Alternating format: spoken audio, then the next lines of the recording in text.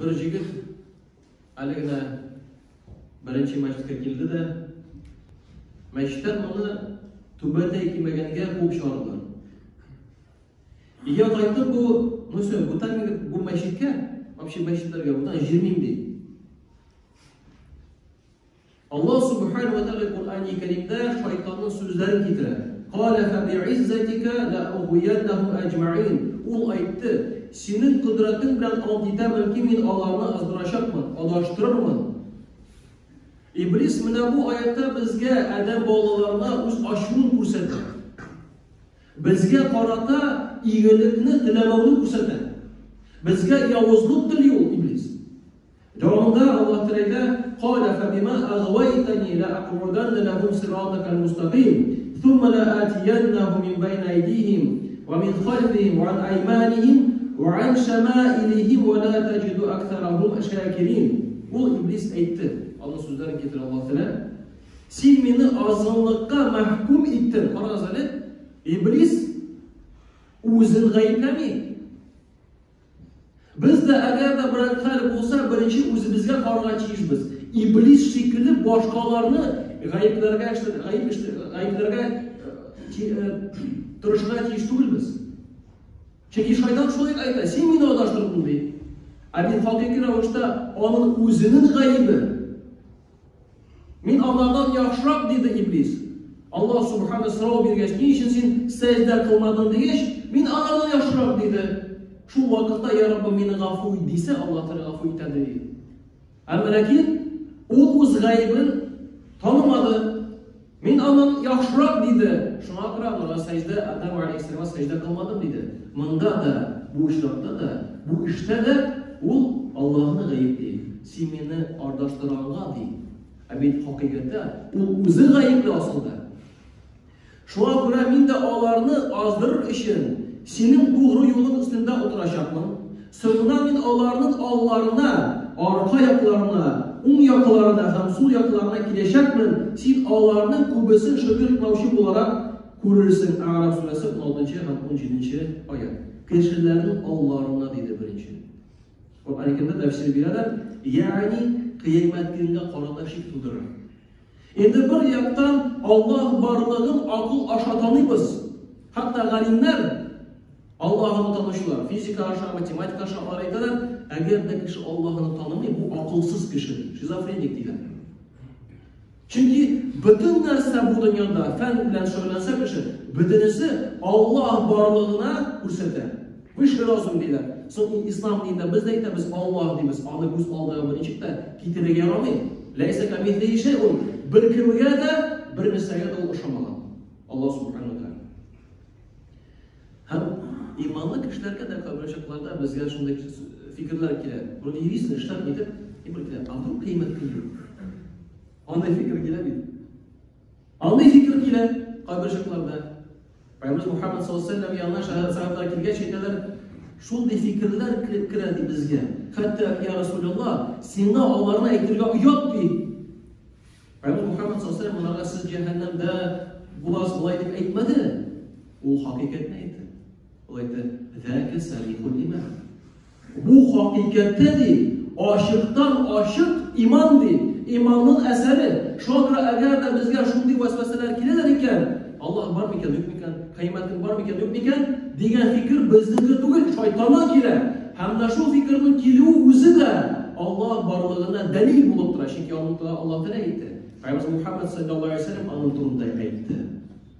Bir aql yog'idan Alloh borlig'i rostlangan. Yurak yog'idan rostlangan.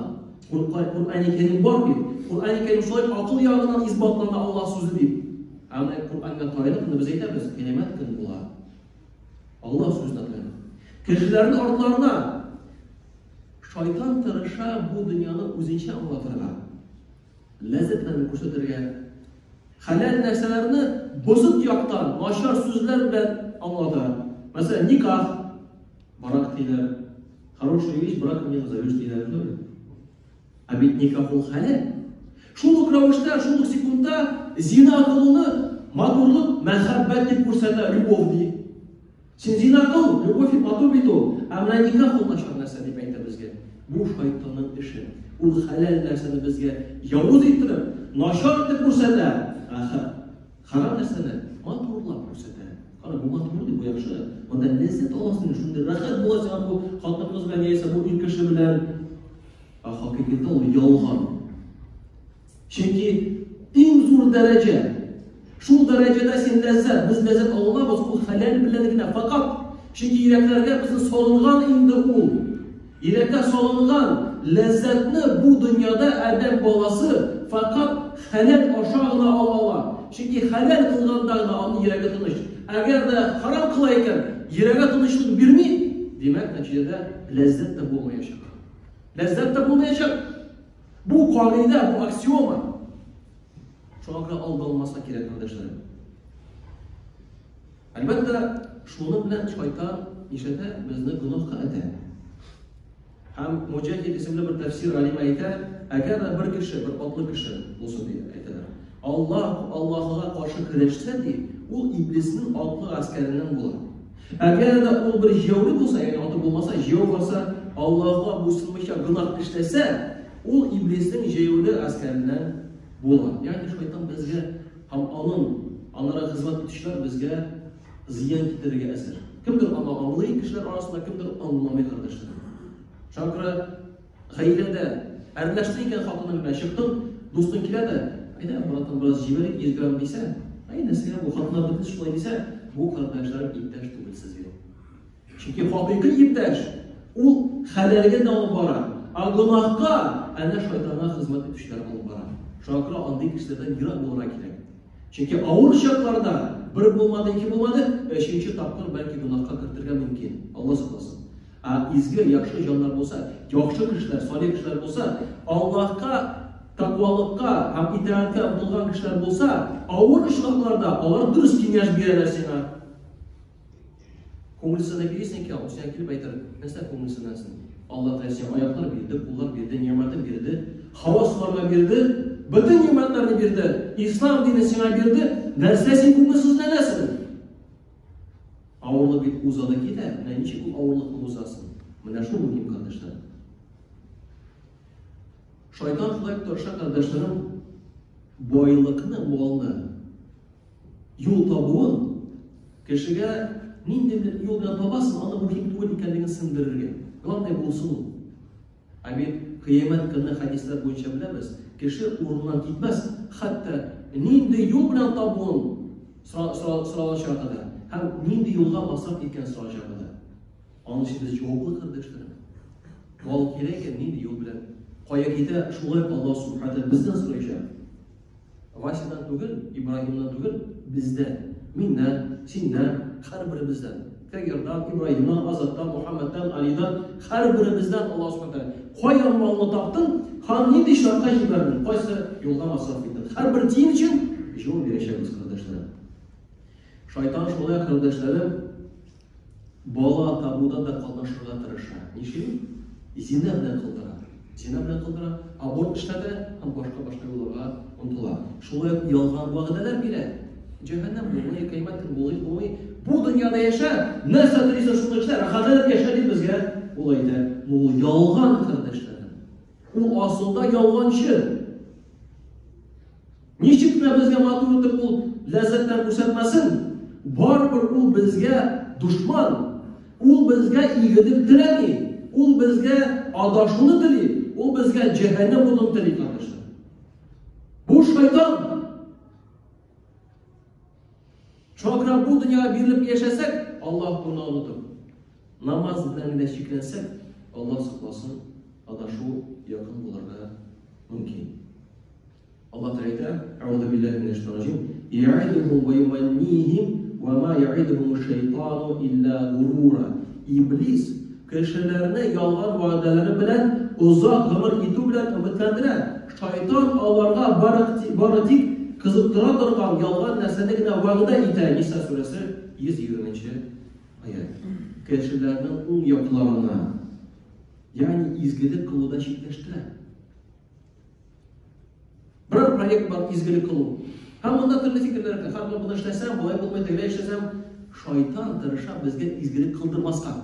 Әмма изгелек кыла башлаган икән, ул шул изгелекнең әҗер савабын төшерергә мөмкин, тырыша төшерергә. Яисә ниятебезне бурырга, шуңа күрә гел иртә белән торып, кичкә хәтлек ният турында уйларга кирәк. Нинди ният белән бу гамәлне кылам? Әгәр дә җәннәткә керү, Аллаһ ризалыгы булса, ихлас күңелдән, сез инде, яисә без инде ничек аны эшләргә беләбез инде. Беләбез, кардәшләр. Намазда булсынмы, туганлык арасында булсынмы, хатын белән муамәләдә булсынмы, иптәшең белән муамәләдә булсынмы, нинди ният белән син кешене әрлисең, нинди ният белән син кешегә сүз әйтәсең, монда да ният асылда кирәк, кардәшләр. Чөнки әгәр дә ниятебез дөрес булмаса, мин дигән нәрсә сыйфат булса, Аллаһ сакласын, хата юл белән барырга мөмкин һәм нәтиҗәсе дә, кардәшләр, бәрәкәтсез булыр. Аллаһ сакласын. Шакыр Атайда: "Әш-шайтан я'идукумул фақра ва я'мурукум бил фахша'i, валлаху я'идукум магфирatan минху ва фадла, валлаху васи'ун алим." Шайтан сезгә факирлыкны вәгъдә итә һәм сезгә бозык эшләрне эшләргә куша. Аллаһ сезгә үзеннән гафу итүне һәм ниъмәт бирүне вәгъдә итә. Аллаһ шиктән тыш ниъмәт бирүче белешү зат.